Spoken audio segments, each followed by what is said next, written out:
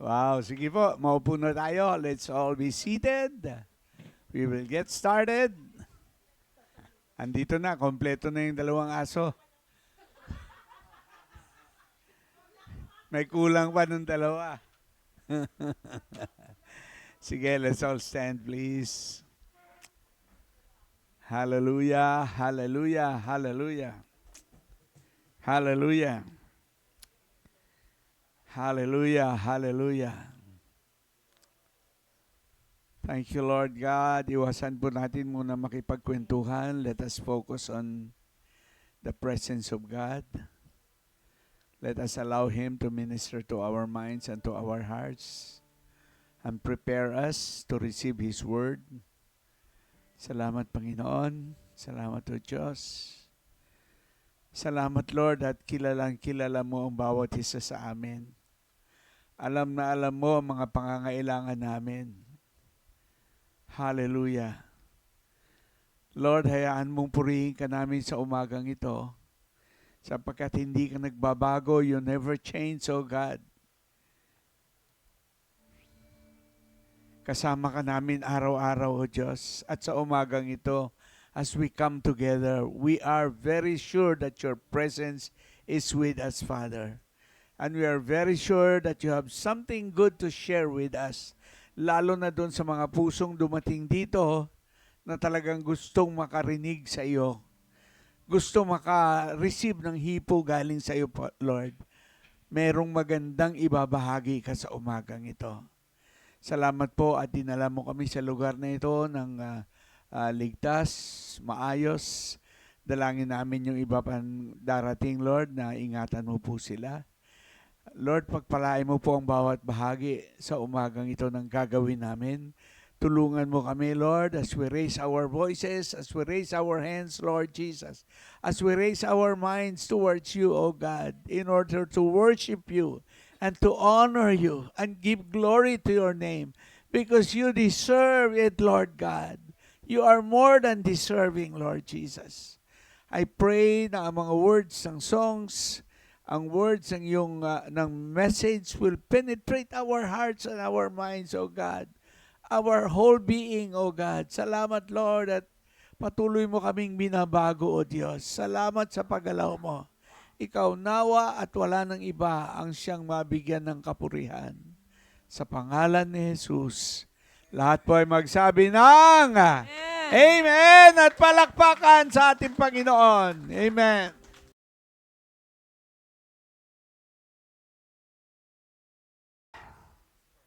Ang napagpala sa linggong ito sa pamamagitan ng buhay natin. Meron po ba tayong pinag-pray sa linggong ito? Meron po ba tayong inabutan ng tulong? Meron po ba tayong kinaunsilan? Lakas ng wala. Dapat po, linggo-linggo, merong napagpala sa buhay natin. Katulad ng last week, nasa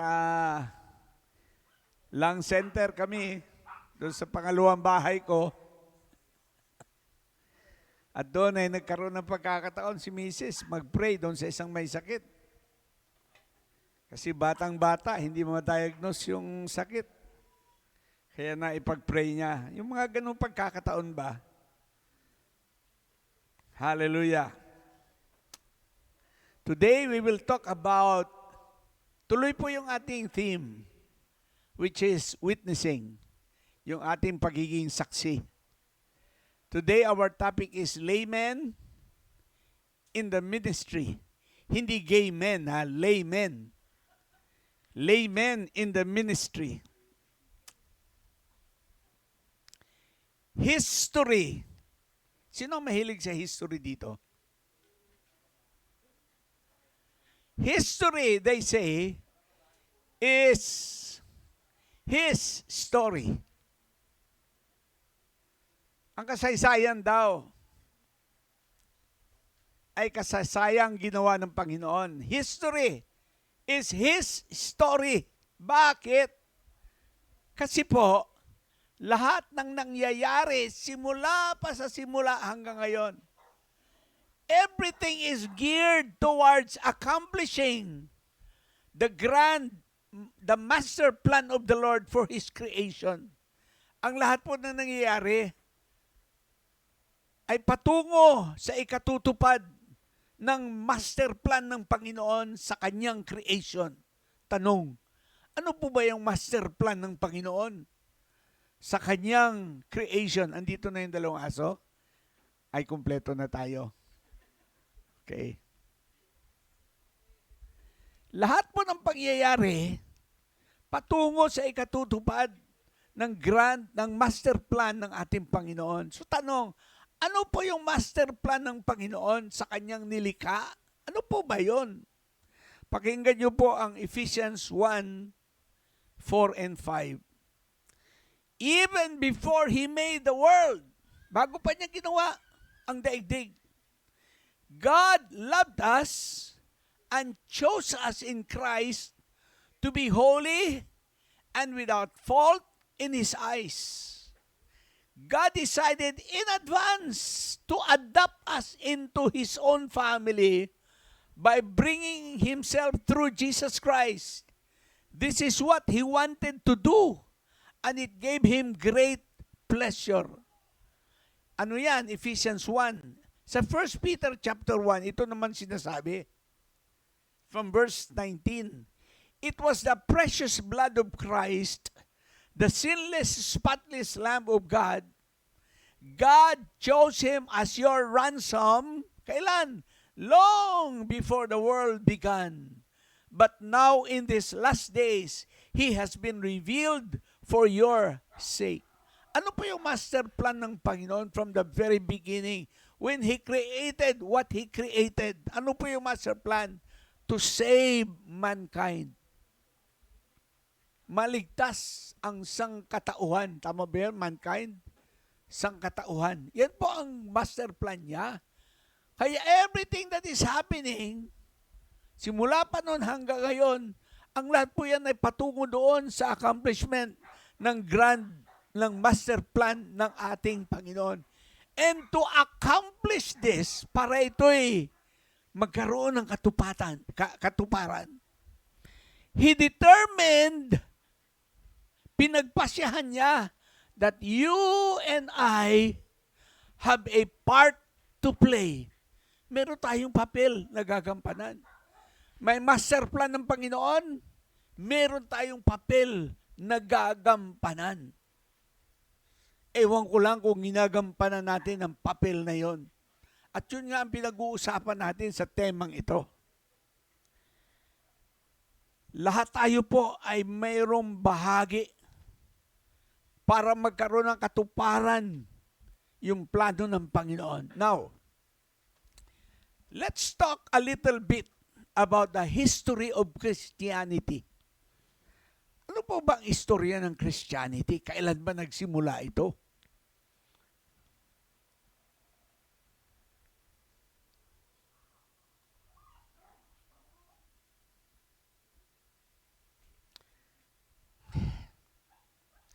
Nung nagsimula po ang Christianity, naandun ang mga apostles at nandun yung mga converts to Christianity. In the beginning, there were the apostles and the new converts to Christianity. Yun ang simula. Nagsimula po ang church on the day of Pentecost. Alam niyo yung Pentecost? Nabuhay na magmuli ang Panginoon. For 40 days, nandito siya sa daigdig. And then hanggang siya'y umakyat, papunta na. Yun ang day of Pentecost. Doon nagsimula sa araw na yon ang church. Kasi galing doon sa pag-akyat ng Panginoon, pagbalik nila doon sa upper room, si Pablo ay nag-preach, or si Paul, at si Pedro. Si Peter ay nag-preach. At anong nangyari pag-preach niya? Acts 2:41. Those who believe what Peter said were baptized and added to the church that day about 3,000 in all. Nagsimula ang Kristyanismo. Doon ipinanganak, Day of Pentecost. Nag-preach si Peter. Isang preaching lang yan, ha? Ilan ang na-convert? 3,000. Baligtad na baligtad ngayon. 3,000 na preaching, isa lang ang nako-convert. Doon nagsimula. Nung nagsimula ang Kristyanismo, what followed, ang mga sunod, was the testimony of the new church in Jerusalem. At kung paano ang bagong reliyon na ito, kung matatawag natin reliyon, ay nag-impact sa Jerusalem. And it's in such a short time, ang church, Christian church, became a force to reckon with. Kasi simula lang yun. Pero grabe ang impact nila sa komunidad. Ganun nagsimula ang Kristyanismo.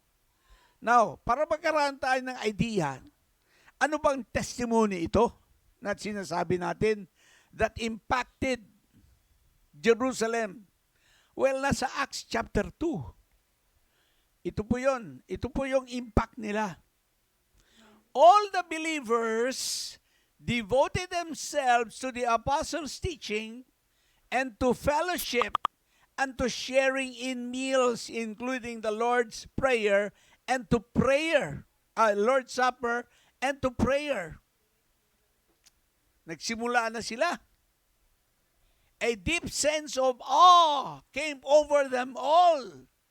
And the apostles performed many miraculous signs and wonders. May mga himalang nangyari. Yung bagong-bagong church na yon. And all the believers met together in one place and shared everything they had. They sold their property and possessions and shared the money with those in need. Ang ganda ng simula nila. Talagang tulong-tulong. Yung may mga property na sobra-sobra siguro pinagbibili at itinutulong sa mga walang-wala. They worship together at the temple each day, met in homes for the Lord's Supper, and shared their meals with great joy and generosity, all the while praising God and enjoying the goodwill of all the people, yung mga tao na sa paligid. Natutuwa siguro sa nakikita nilang nangyayari. Enjoying the goodwill of all the people. And each day the Lord added to their fellowship those who were being saved. Yan ang simula ng Kristyanismo. Napakaganda ng simula. Nakikinig po ba kayo? Very good. Everything was a collaboration between the apostles and the new converts. Dalawang klase. Apostles and the new converts, mga bagong Kristiyano. In fact, pag may problema sila, nagmi-meeting, hindi meeting ng pastor at mga deacons or mga, anong tawag dito? Council. Hindi. Tingnan mo. Karoon sila ng problema at Acts 6, 2-4. So the 12 apostles called a meeting of all the believers. Collaboration ito eh. Sama-sama sila sa trabaho eh. They said, we apostles should spend our time teaching the Word of God, not running a food program. And so brothers, select 7 men who are well respected and are full of the Spirit and wisdom. We will give them this responsibility. Then we apostles can spend our time in prayer and teaching the Word. Ganon ang simula ng Kristyanismo. Hindi lang apostles ang nagtatrabaho. Tulungan sila, collaboration between the apostles and the new converts. Now, let's talk about a pivotal event. Yung isang event na game changer, ika nga, na nagbigay ng malaking pagbabago, pivotal event. Alam natin na ang bagong church nagsimulang makaranas ng persecution. Okay? Kasi ang mga Romano ay mga pagans. Marami silang Diyos-Diyosan. Marami silang wino-worship. Ay nung lumabas itong Kristyanismo, ang Diyos lang ang wino-worship. Nagsimula silang ma-persecute. Pero merong nangyari na game changer. Ano yung nangyari? Kilala niyo ba si Constantine the Great? Yung emperor ng Rome, naging emperor siya ng Rome. When he became the emperor of Rome, alam niyo ang ginawa niya? He embraced Christianity. Ang Christianity, pinipersecute eh. Kasi pagan ang mga Romano. Pero nung si Constantine naging emperor, he embraced Christianity and declared na yon ang official religion ng Rome. Yun ang official religion ng Rome. Pero ito ang problema. Paano tatanggapin ng mga Romano yung Kristyanismo? Ay pagan ang Romans. Ang dami nilang Diyos-Diyosan.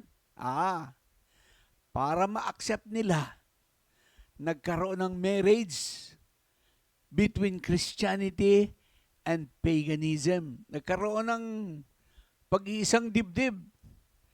Yung mga paniniwala ng pagan, pinasok sa Kristyanismo para matanggap ng mga taga-Romano, ng mga Romano, ang Kristyanismo. Kaya dyan pumasok yung mga hanggang ngayon pinapractice natin, yung mother and child worship. Dyan nanggaling yan. Pagdating sa Kristyanismo, si Mary at si Jesus, mother and son, yung worship na yan, galing yan sa pagan. Yung December na Christmas, sa pagan din ang galing yan. Pero inadapt ng Kristyanismo para maging katanggap-tanggap sa mga Romano. Wow! By the 3rd century,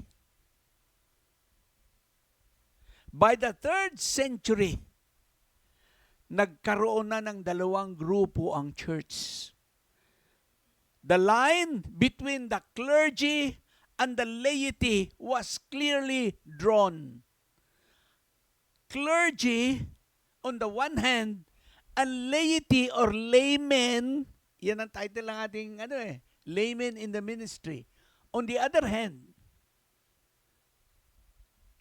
nag-deteriorate ang church. Nagkaroon ng dalawang grupo, clergy and laity or laymen. Pastor, ano po yung clergy? Ayan, nilagay ko dyan.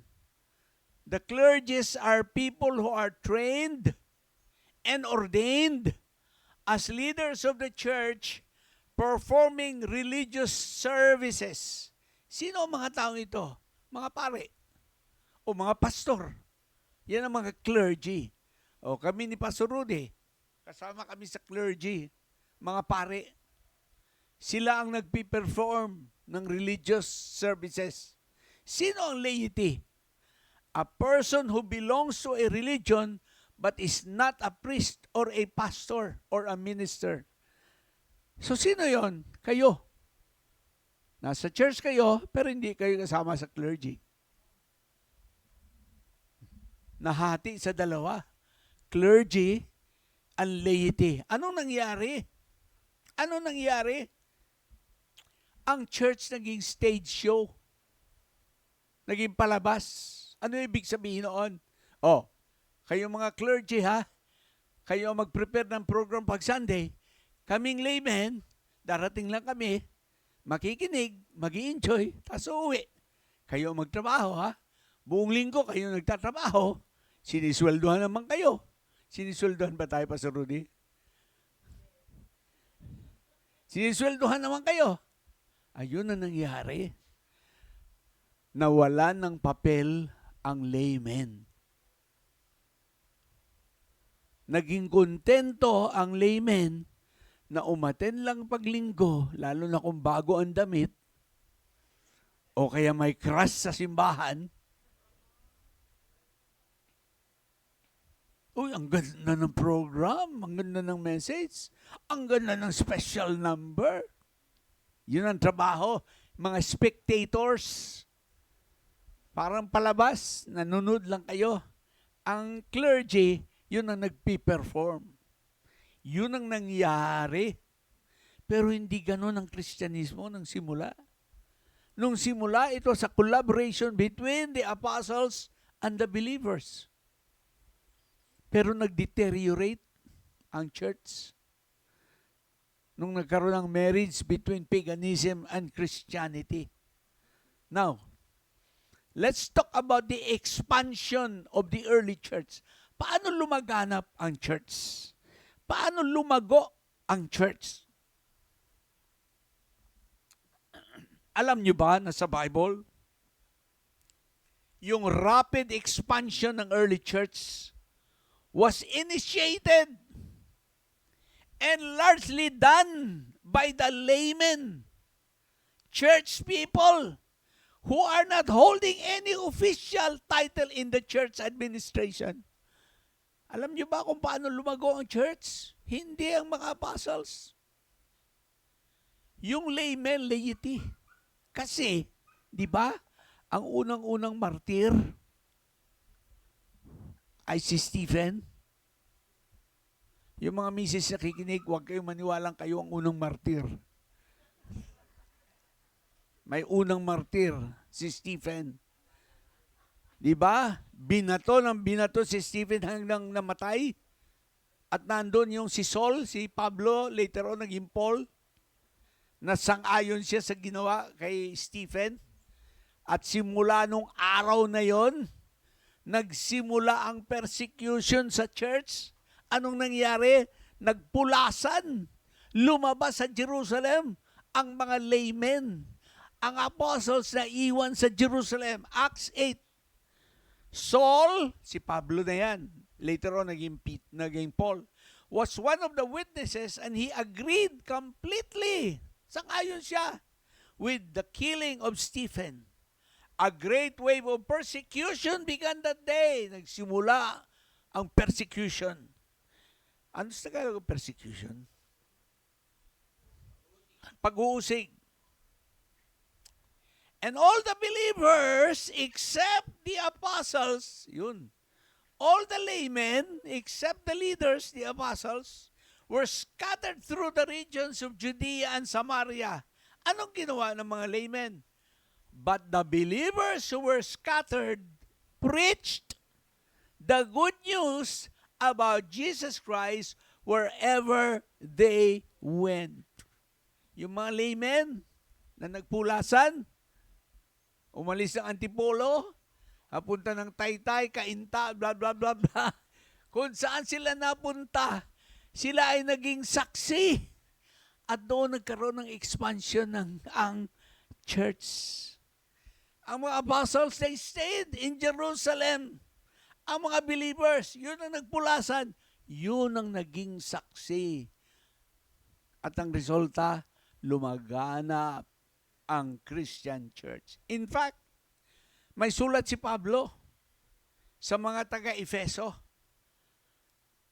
Yung kanyang pananaw sa role ng laymen. Ano ba ang papel na ginagampanan ng laymen? Pakinggan nyo ang sulat ni Pablo. Ephesians 4:11-13. Now these are the gifts Christ gave to the church. Nagbigay pala ng talent ng Panginoon. The apostles, the prophets, the evangelists, and the pastors and teachers. The responsibility is to equip God's people to do His work and build up the church, the body of Christ. This will continue until we all come to such unity in our faith and knowledge of God's Son that we will be mature in the Lord, measuring up to the full and complete standard of Christ. Nagbigay ang Lord ng mga talent. Ang mga talent yan ay hindi para ang tawag dito, para ipagyabang. Gagamitin ng mga talent na yan para ang church ay mapalago. Para ang church ay lumakas. Kaya bawat isa sa atin may talent. Itong mga tumutugtog dito, yan ang talent nila. Diba? Huwag niyo sabihin, ang talent ko, pastor, na makikinig lang. Lahat tayo may magagawa. Kung tutuusin talaga natin, lahat tayo ay magagawa. Ano ang dapat gawin natin? Number 1, do the work or the ministry of the church. Hindi lang pastor ang gagalaw. Gagalaw ang laymen. Build up the church. Itatag, palakasin, to make the church strong and multiply. Number 3, until we come to such unity in our faith and knowledge of Jesus. Para magkaisa tayo sa ating pagkakilala sa Panginoon. Lumalim ang ating pagkakilala sa Panginoon. Yan po ang ongoing function ng church. Hindi po yan trabaho lang ng pastor. Trabaho po ninyo at ng pastor. Now, let's talk about another dramatic change, pivotal na pangyayari, game changer. Nasabi na natin na nag-deteriorate ang church, di ba? Nagkaroon ng dalawang grupo. Yung clergy, sila ang performer pag Sunday. Yung laymen, sila ang spectators. Sila ang audience. Nagkaroon ng game changer. Narinig nyo na ba ang word na reformation? Game changer yon. Game changer. Ang daming nagsimula niyan. Pero prominent among the Reformation leaders, ang isang nangingibabaw ay si Martin Luther. Hindi si Martin Marfil. Hindi kayo natawa, hindi nyo kilala, di ba? Hindi nyo kilala. Si Martin Luther. Anong po nangyari sa movement na ito, Reformation? Dito nga lumabas yung protestante. Ano po ang nangyari? Alam mo, may tumatawag sa akin nata eh. Andali lang.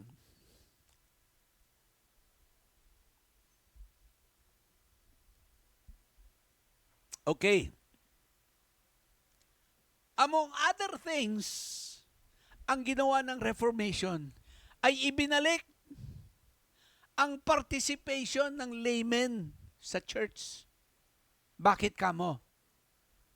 Aba, yung Bible na hindi maintindihan ng lahat, translate sa German.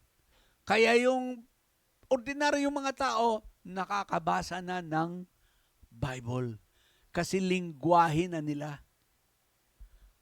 Yun din nag-umpisa yung mga tinatawag na hymns, yung mga kinakanta natin. Doon nag-umpisa, gumawa ng mga hymns para hindi lang pare ang kumakanta. Pati ang laymen ay kumakanta. Mang Agi, kumakanta ka ba pag nagkakantahan?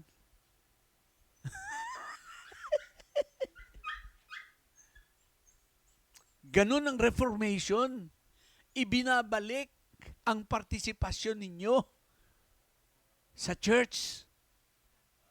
Kaya lahat ngayon ng mga strategies, ng mga programs sa church, maging ito ay G12, maging ito ay OSL, T4T, NCD, at kung ano-ano pa, lahat ay papunta sa prinsipyong yon.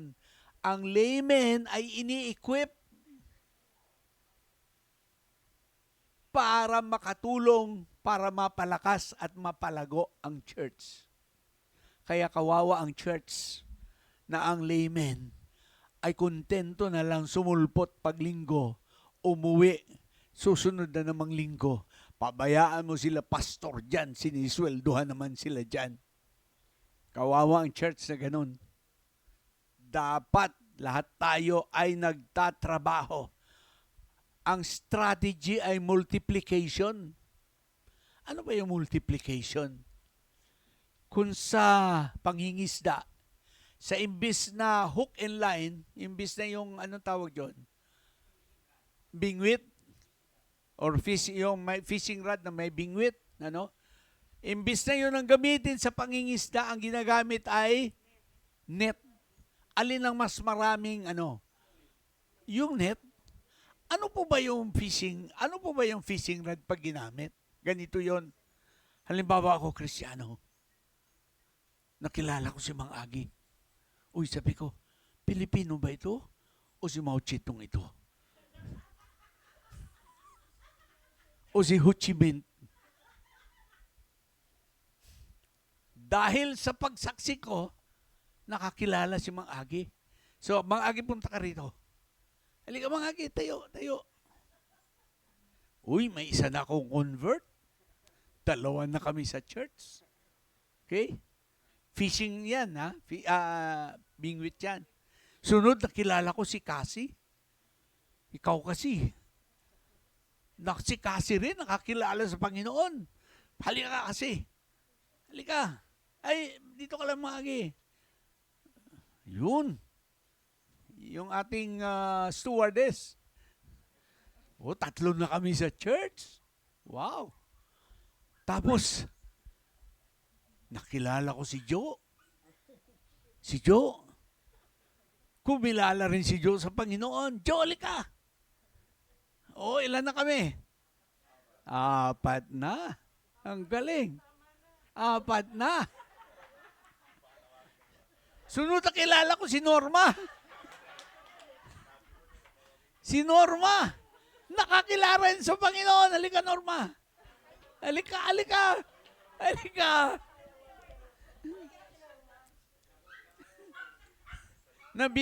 Nabibingit ang isda sa bibig eh. So, gano'n na nangyayari. Gano'n na nangyayari, parang bingwit. Ang multiplication, iba.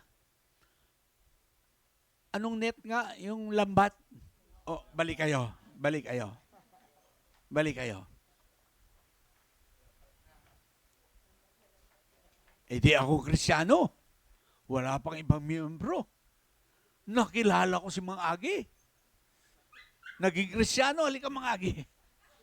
Halika, Mang Agi. Halika, Mang Agi. Bilis.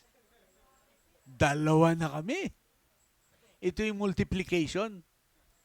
Mang Agi, maghanap ka rin ng madadala mo sa Panginoon. Sino ang dadalhin mo? Mga pamilya ko. Hindi, isa lang. Isa lang. Sino? Oh, si Nelson. Halika, Nelson. Ako rin magdadala ng isa. Ano nga pangalan? Josephine, halika. Oh, 4 na kami kagad. 4 na. Nagtatrabaho yung layman eh. Sumunod, si Nelson, may kinuha ring isa. Si Josephine, may kinuha ring isa. Si Mang Agi, kumuha pa rin ng isa. Ako kukuha pa rin ng isa. Kuha kayo tag-isa. Sige, punta dito. Sino si Eloy? Loy. Oh, Jenny. Hindi, isa lang sa iyo. Yan. Oh, si Nelson kay Jenny. Jenny, halika. Ikaw, Mga Agi, sinong tatawagin mo? Michelle. O, si Michelle. O, sige, halika. Yan. Ikaw yan. Ako naman si Aling Ising ang nakilala ko. Aling Ising, halika. Halika. Yan. Alam niyo ang mangyayari? Alam mo ang mangyayari? Yung church, naging Mang Agi Church. Puro pamilya ni Mang Agi ito eh. Pero nakita niyo ba na mas madaling dumami kung bawat isa nagtatrabaho? Okay? So ito ang tanong ko sa inyo. Bakit kayo nandito sa harapan? Sige na. Salamat. Sige.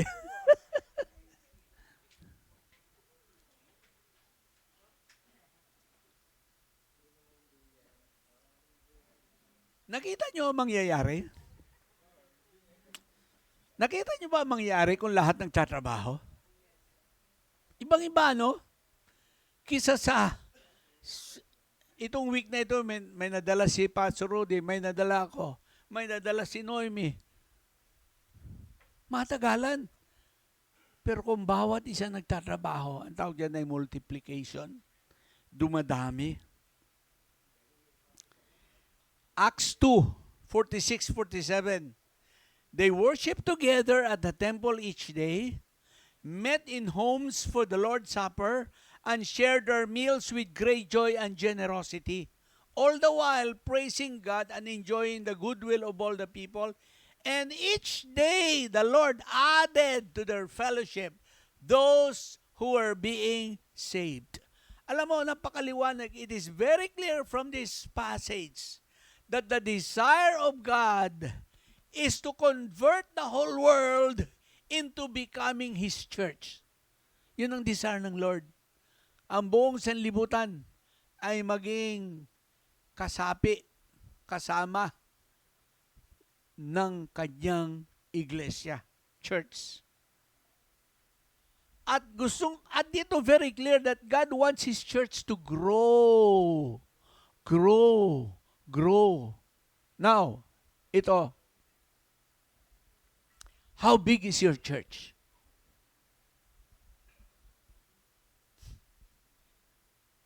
Gano'ng kalaki ang church mo? Gusto ng Lord mag-grow ang church eh. lumago ang church eh. Gaano kalaki ang church mo? Pakinggan niyo ako, gaano kalaki ang church mo? Depende sa pananaw mo. Pananaw ba ng tao o pananaw ng Diyos? Dalawang pananaw yan. Gaano kalaki ang church mo? Ang tugon dyan, pananaw ba ng tao o pananaw ng church? Kasi ganito ang pananaw ng tao. Pag tinanong mo si Pastor Rudy, gaano kalaki ang church mo?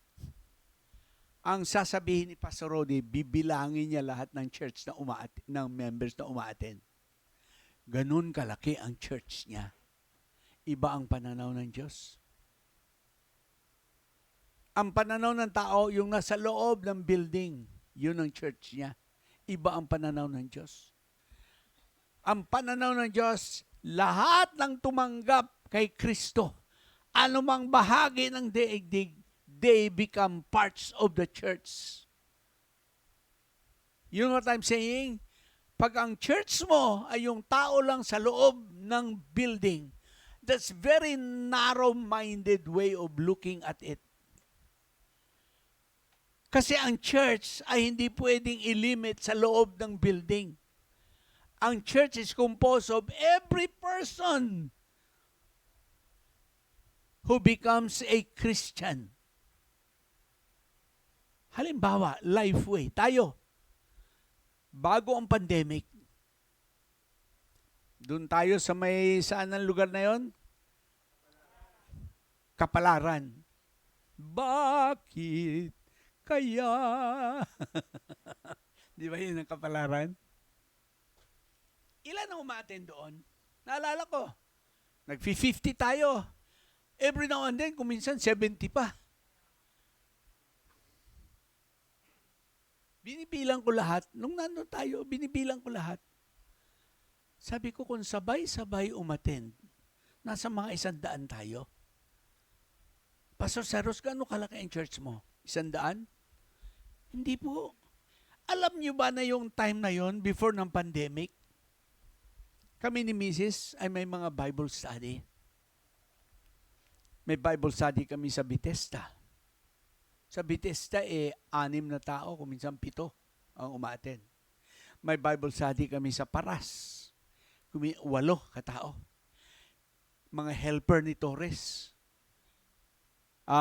Madalas, sila? 6. Ang mga Torres themselves, 10. Sa komida, nag-BBS kami, yung mga workers ng Comida Restaurant. 5, kung minsan, pinakamababa. Sa Adstrat, may BS din ako. Doon sa Along EDSA. Ang umaten doon, 30 pataas. Sa isang week yan, ha? Yung business sa Marikina, anong pangalan ng business ni Ed? Pastor Rudy? Ano? C-Max? C-Max, siguro 30 katao din yon. Mga 30 katao din yon. Ano sinasabi ko? Sa loob ng church, 40, 50, 60, 70, kung umattend sabay-sabay, mga 100. Pero hindi lang yan ang namiministeran ng Lifeway. All throughout the week, merong halos 100 din na namiministeran. So how big is your church? Hindi, yung yung nasa loob lang, si ganito, si ganon, si ganyan. Hindi. Hindi. Kasi nagmi-minister tayo sa mga tao sa labas ng church. Isipin nyo kung lahat tayo may ganyan. Ano nangyari? Bakit ano nangyari? Nag-pandemic. Nawala lahat ng mga Bible study. Ngayon, nagsisimula na naman tayo. Kaya nga, pinupukpok kayo namin ni Pastor Rudy. Let us do our part. Kasi ang size ng ating church is not determined by the number of people inside the building. Ay kayo, tayo nga, nasa labas na ng building eh. It is the number of people we reach during the week. Tanungin mo ang pare, gaano kalaki ang church mo? Hindi niya sasabihin yung uma-attend. Lahat ng inaabot ng Batingaw, ng Kalimbang, yun ang church ko. Ayun ang magandang pananaw. Lahat ng inaabot ng Kalimbang.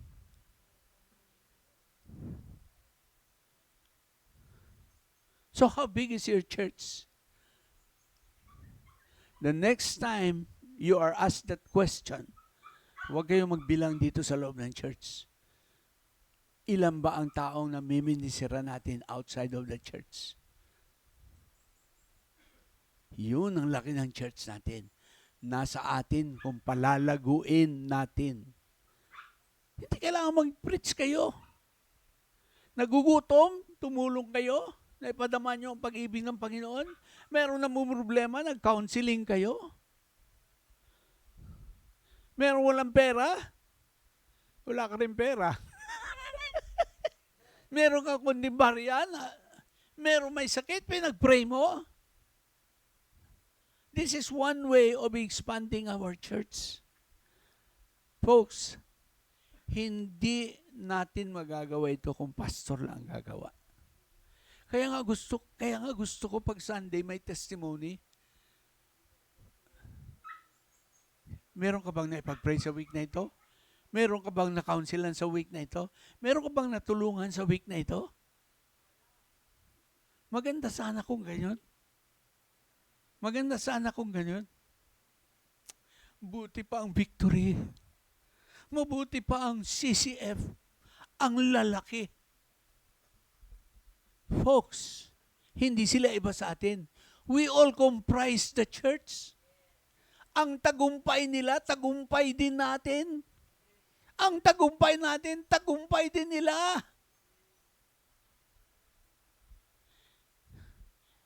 Ibang section lang miniministiran, iba naman ang section natin. Naalala ko ang ministry ni Jesus, lahat ng mga mahirap, lahat ng mga outcast sa society. Ay kuminsan ng mga church, nagpapayabang kami. Ang mga miniministiran namin, taga-alabang, taga-ganto. Pero si Jesus nung dumating ang miniministiran niya, yung mga mahirap, yung mga outcast. At natutuwa ako na ganyan ang ministry natin. Kasi, sino ba dito ang mayaman sa atin? Si Sir Ellen lang siguro.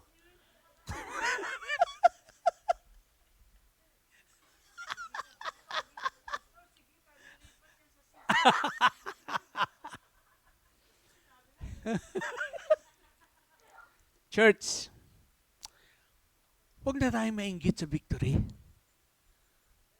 Sa CCF, pag sila ay nagtagumpay, tagumpay natin yan. Kasi isa ang goal natin. Ang tao'y madala sa Panginoon. Let us do our part. Ibang kategory ng mga tao ang kalang miniminisiran. Ibang kategory ang miniminisiran natin. Pero we are all in the same boat. We are moving towards the same goal. Matthew 24:14. End time sign.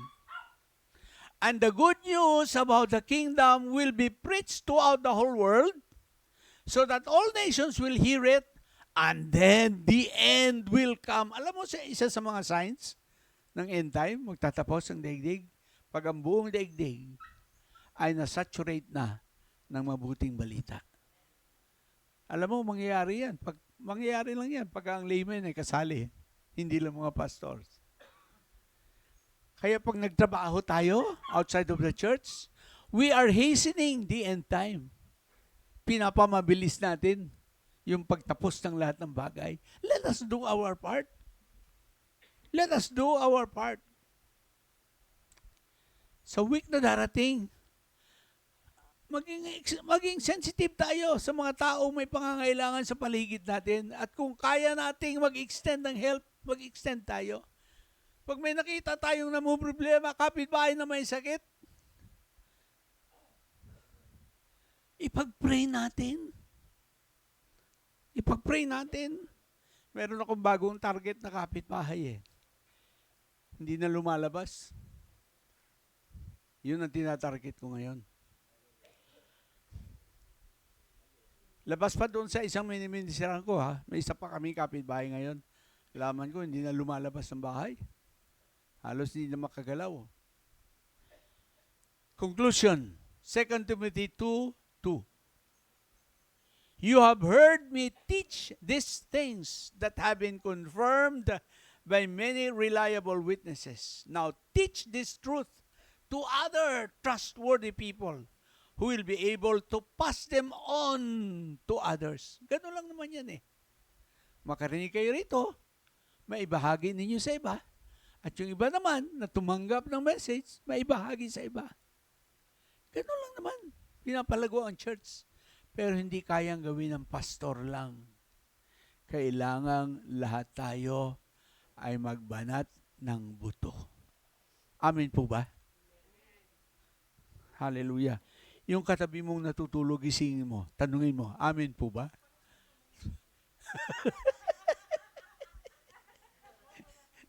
lahat tumingin kay Wake o yung dalawang katabi niya. Oh.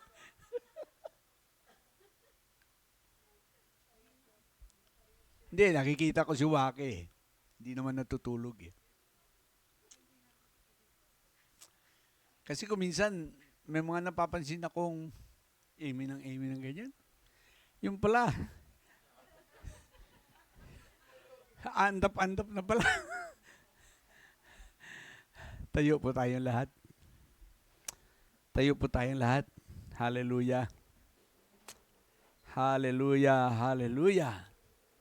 Sana po ay lumabas tayo sa ating fellowship ngayong araw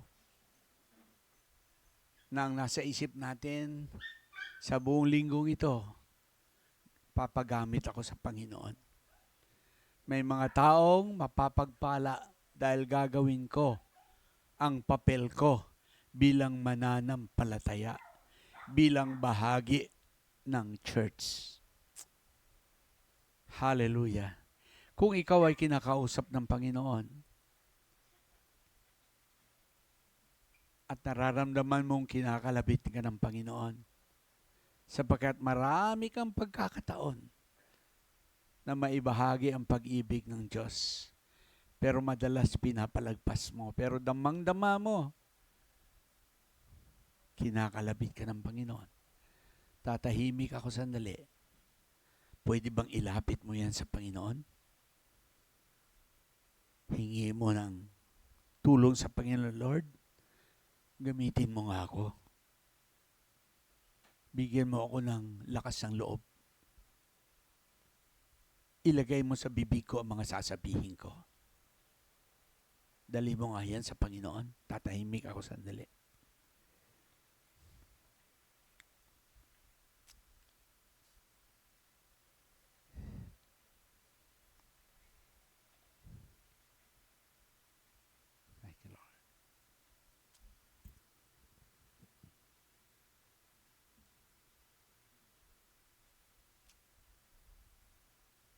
Hallelujah.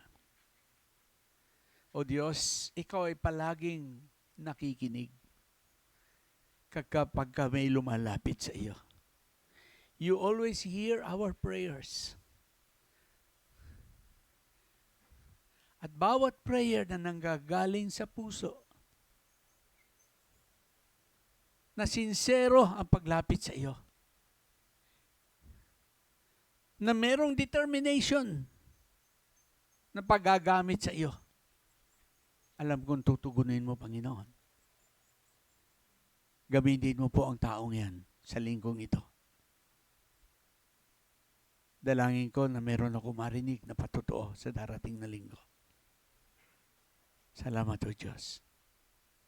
At kung ikaw ay naririto sa umagang ito, may dala-dala kang kabigatan, pwede po bang ipahayag ang kabigatan yan, ang pangangailangan na yan, sa pamamagitan ng sandaling pagtaas ng kamay, ibaba mo na muli. Yes. Yes. Nakikita ko po. Yes. Yes. Yes. Amen. Yes. Amen. Yes. Lord, salamat at hindi lang kamay na itinaas ang nakita mo. Nakita mo ang mga puso. na nagsasabing, Lord, ikaw ang pag-asa namin. Ikaw ang katugunan sa pangangailangan ito. Dalangin ko, Diyos, na gumalaw ka sa pangangailangan yan. Kung ang pangangailangan yan ay naaayon sa iyong kalooban, naaayon sa iyong kapanahunan, at lalong magpapalapit sa anak mong yan sa iyo, walang pasubali, tutuparin mo, Panginoon. Salamat, O Diyos. Salamat sa ginawa mo sa umagang ito. Binabalik namin ang lahat ng kapurihan at pasasalamat sa iyo. Sa pangalan ni Jesus, at lahat ay magsabi ng Amen. Amen. Amen. Hallelujah. Hallelujah.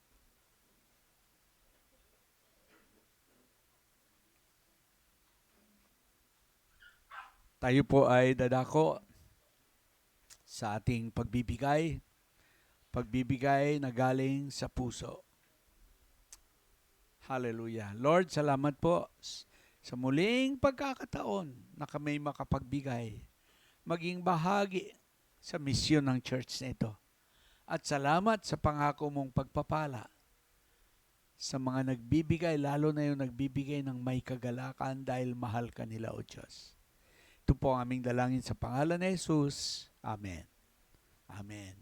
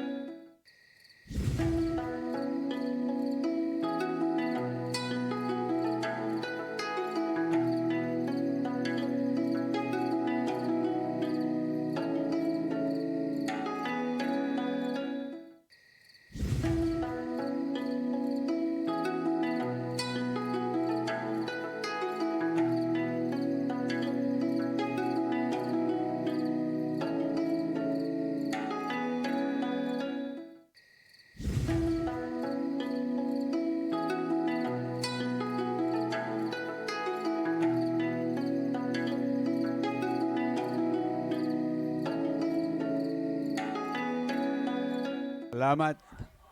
Alam niyo, bago tayo magkahiwa-hiwalay, meron tayong inihandang pangtawid gutom. Kasi si Saimar, yung ating mahiyaing praise and worship member na nagtatago pag kumakanta, ay lilipad na papuntang Amerika. Iiwanan niya tayo.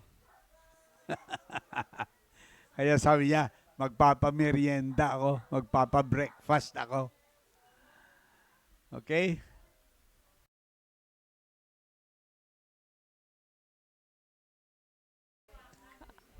Okay.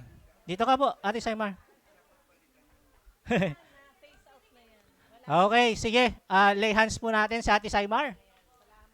Pag-pray natin siya kasi first time niyang mag-travel ata mag-isa.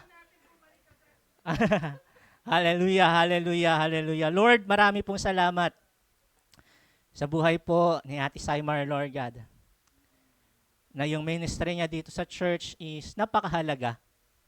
At sa pansamantalang paglisan po niya para naman makapag-minister sa kanyang anak, Panginoon, at sa asawa ng kanyang anak. At sa mga tao madarat na niya sa US, Lord, I pray, gamitin mo siyang lagi, Panginoon, in your own miraculous way. Continue to use her, Lord God, na makapag-minister sa mga tao, Panginoon. At dalangin ko nga po, Diyos, yung buhay niya ay maging blessing sa mga taong makakasalamuha at makikilala niya, Panginoon. Dalangin ko, Diyos, yung paggabay at pag-iingat mo sa kanya mula sa pag-alis niya sa bahay na ito, Lord God, pagpunta sa airport. And I pray, Lord, yung safe and smooth, Lord God, na travel po niya. Yung flight po niya, Panginoon, na safe and secure siyang makakarating, Panginoon, sa US, Lord. I pray, Lord God, na sasamahan mo siya along the way, Lord. Bawat hakbang niya, iingatan niyo po siya, Panginoon, and continue to give her wisdom, Panginoon, sa bawat gagawin po niya, Lord God. At dalangin ko nga po, O Diyos, let your blessing upon blessing be upon her way, Lord God. At O Diyos, sa pansamantala naming paghihiwalay, Lord, dalangin ko, O Diyos, na yung banal mong espiritu ang siyang patuloy na magbuklod sa bawat isa sa amin, Lord God. Sa kanyang pansamantalang paglisan, Lord, may ministry na mababakante, Lord, at naniniwala kami, merong mga magi-step up, Panginoon. Naniniwala kami na may gagamitin ka, Lord God, to fill, Lord God, yung mababakante, Panginoon. At dalangin ko, O Diyos, sa bawat isa na kinakausap mo, Lord God, patuloy mo i-convict yung kanilang puso, O Diyos. At sa mga mensahe mong napakinggan po namin about witnessing, Lord God, dalangin ko, O Diyos, na nangungusap ka na at magkukumit na ang bawat isa, Panginoon. Na hindi na lang namin hahayaan ang mga pastor, Lord God, ang mga leader, kundi bawat isa sa church na ito, Panginoon, ay kikilos ng naaayon sa utos na pinapagawa mo sa amin. Pagpalain mo ang bawat isang naririto, Lord God. Pagpalain mo, O Diyos, ang buong linggong ito. Ano man ang aming gagawin, samahan mo kami at maging matagumpay ang bawat isa sa mga ito, Lord God. At anumang pangangailangan, O Diyos, aming pinagkakatiwala sa iyo. Because you are our great provider, Lord God, na hindi mo kami pababayaan, Panginoon. At maraming salamat. Dalangin ko, muli mo kaming idako dito sa susunod na linggo. Handa ang aming mga puso, handa ang bawat isa sa amin na sama-samang muli na magpupuri, itataas ang dakila mong pangalan. O Diyos, sa aming pag-uwi, ang pag-ibig ng Diyos Ama, ang pagpapala ng Panginoong Hesukristo, at ang pakikipisan ng banal na Espiritu Santo ang mapa sa amin mula ngayon hanggang sa mga susunod pang mga araw. Ito po ang aming dalangin sa pangalan ni Jesus. Amen. Amen.